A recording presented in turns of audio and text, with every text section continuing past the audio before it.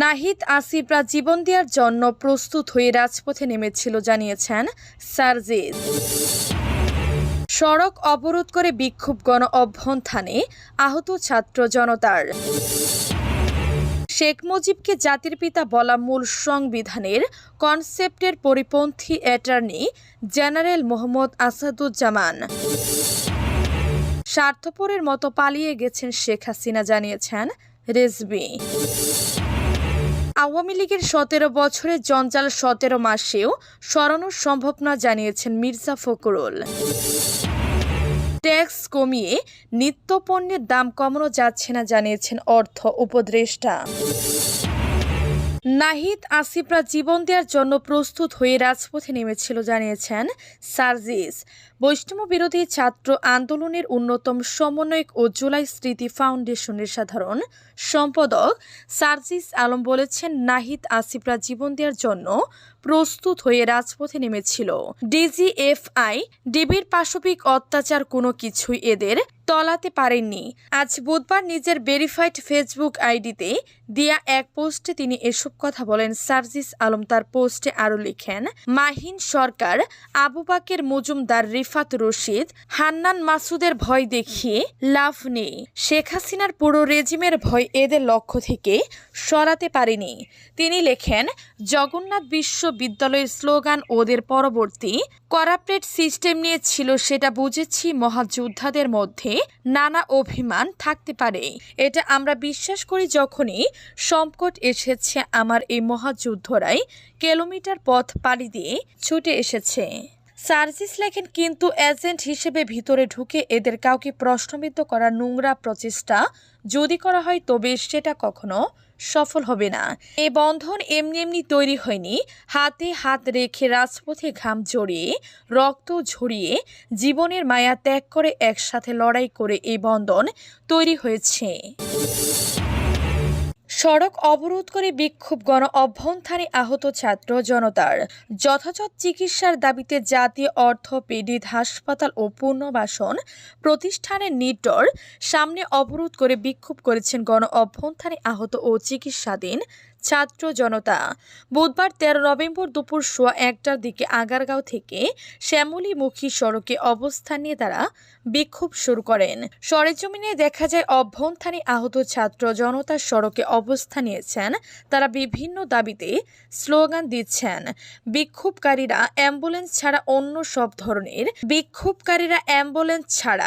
অন্য সব ধরনের যানবাহন চলাচল বন্ধ করে দিয়েছেন। আহত আন্দোলনকারীদের কয়েকজনের সঙ্গে কথা বলে জানা গেছে, তারা যথাযথ চিকিৎসা পাচ্ছেন না। তাদের চিকিৎসায় যে অর্থ বরাদ্দ হয়েছে সেটিও তারা পাননি। বৈষম্য বিরোধী ছাত্র আন্দোলনে আহত এক শিক্ষার্থী বলেন, হাসপাতালের একটি ওয়ার্ডে ৪৮ জন চিকিৎসা নিচ্ছেন। শেখ মুজিবকে জাতির পিতা বলা মূল সংবিধানের কনসেপ্টের পরিপন্থী অ্যাটর্নি জেনারেল মোহাম্মদ আসাদুজ্জামান বলেছেন, শেখ মুজিবের অবদানকে কেউ অস্বীকার করে না, কিন্তু তাকে জাতির পিতা বলা মূল সংবিধানের কনসেপ্টের পরিপন্থী। আজ বুধবার হাইকোর্টের সংবিধানের ৫ম সংশোধনী বাতিলের রুলের শুনানিতে এই কথা বলেন তিনি। ৫ম সংশোধনীতেই শেখ মুজিবুর রহমানকে জাতির জনক হিসেবে স্বীকৃতি দেওয়া হয়েছিল। শুনানিতে অ্যাটর্নি জেনারেল আরও বলেন, তত্ত্বাবধায়ক সরকার বাতিলে বাংলাদেশের মানুষের হৃদয়ে রক্তক্ষরণ হয়েছে, মৌলিক অধিকার ধ্বংস করা হয়েছে। কেন ৫ম সংশোধনীও অসাংবিধানিক ঘোষণা করা হবে না, এটা সংবিধানের অংশ হিসেবে রাখা যাবে না। সংবিধানের ৬ষ্ঠ অনুচ্ছেদে বাংলাদেশের জনগণ জাতি হিসেবে বাঙালি জাতির যে রাষ্ট্রের সর্বোচ্চ এই আইন কর্মকর্তা বলেন, এটার মাধ্যমে মানুষের মধ্যে বিভেদ তৈরি করা হয়েছে। পৃথিবীর কোনো দেশে ভাষা দিয়ে জাতিসত্তা নির্ধারণ করা হয় না। স্বার্থপরের মতো পালিয়ে গেছেন শেখ হাসিনা, জানিয়েছেন রেজভী। বিএনপির সিনিয়র যুগ্ম মহাসচিব অ্যাডভোকেট রুহুল কবির রেজভী বলেছেন, শেখ হাসিনা সঙ্গী সাথী ফেলে দিয়ে স্বার্থপরের মতো পালিয়ে গেছেন। ঢাকা শহর নাকি উতাল পাতাল করে দিবে। ওই দিন আমাদের দলের নেতাকর্মীরা কয়েকটি মিছিল করেছে, ওদের মতো তো মুড়ে মুড়ে বন্দুক দিয়ে পাহারা দেয়নি। তারপরও তো ওদের কোথাও দেখা যায়নি কই যুবলীগ, কই ছাত্রলীগ। কারণ শেখ হাসিনা তাদের লুটপাটের জন্য তৈরি করেছিলেন। ফরিদপুরের ছাত্রলীগ নেতা 2000 কোটি টাকা পাচার করেছিলেন। শেখ হাসিনা তার নেতাকর্মীদের বলেছিলেন, তোরা যত পারস লুটপাট কর, কিন্তু বিএনপিকে বের হতে দিবি না, বের হলে হায়েনার মতো ঝাঁপিয়ে পড়বি। এটাই ছিল শেখ হাসিনা নীতি। এর পরিণাম ভয়াবহ তাই হয়েছে।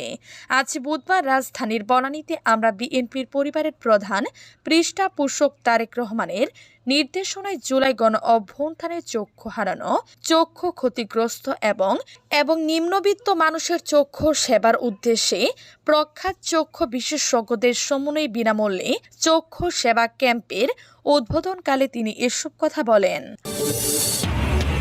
আওয়ামী লীগের 17 বছরের জঞ্জাল 17 মাসেও সরানো সম্ভব না, জানিয়েছেন মির্জা ফখরুল।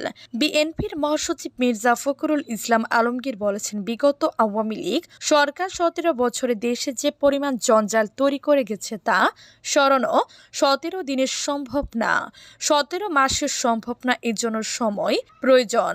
আজ বুধবার সকাল 10:30টায় ঠাকুরগাঁও শহরের কালিয়াবাড়িস্থ নিজ বাসভবনে সাংবাদিকদের সাথে আলাপকালে তিনি এসব কথা বলেন। মির্জা ফখরুল বলেন, জাতি হিসেবে আমাদের অসহিংস হলে চলবে না, আরও সহনশীল হতে হবে। অন্তর্বর্তী সরকার যে লক্ষ্যে কাজ করছে তাদের সে সময়টুকু দিতে হবে।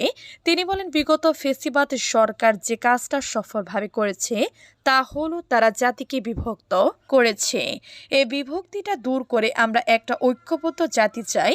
আমাদের মতামত ভিন্ন থাকতে পারে, গণতান্ত্রিক দেশে এটা থাকাটাই স্বাভাবিক, কিন্তু ঐক্যটা জরুরি। আওয়ামী লীগ ফ্যাসিস্ট সরকারকে হটাতে 63টি রাজনৈতিক দল যুগপন্থ আন্দোলন করেছে, ডান বা মধ্যপন্থী সব একসাথে।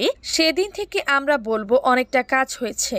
তিনি আরো বলেন, দেশে একটা চূড়ান্ত অভ্যুত্থানের মধ্যে দিয়ে আমাদের বিজয় অর্জিত হয়েছে।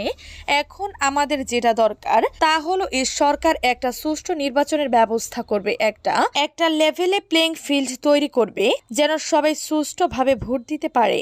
সংস্কারের নামে সব সেক্টরে হাত দেওয়ার দরকার নেই, সেটা নির্বাচিত পার্লামেন্ট করবে। আওয়ামী লীগ যেসব লোকগুলোকে নিয়োগ দিয়েছিল তাদের সরিয়ে নিরপেক্ষ লোক নিয়োগ করা, বিচার বিভাগকে নিরপেক্ষ করা। ট্যাক্স কমিয়ে নিত্যপণ্যের দাম কমানো যাচ্ছে না, জানিয়েছেন অর্থ উপদেষ্টা ডক্টর সালেহউদ্দিন আহমেদ বলেছেন, বাজারে এমনভাবে বিশৃঙ্খলা সৃষ্টি হয়েছে যে ট্যাক্স কমিয়ে নিত্যপণ্যের দাম কমানো যাচ্ছে না। বুধবার নভেম্বর 13 পল্লী কর্মসহায়ক ফাউন্ডেশন ডিকেএসএফ আয়োজিত পিকেএসএফ দিবস 2024 অনুষ্ঠানে তিনি এই কথা বলেন। অর্থ উপদেষ্টা বলেন, মানুষ বলেছে পণ্যের দাম কমছে না, অথচ এনবিআর অনেক সুবিধা দিয়েছে।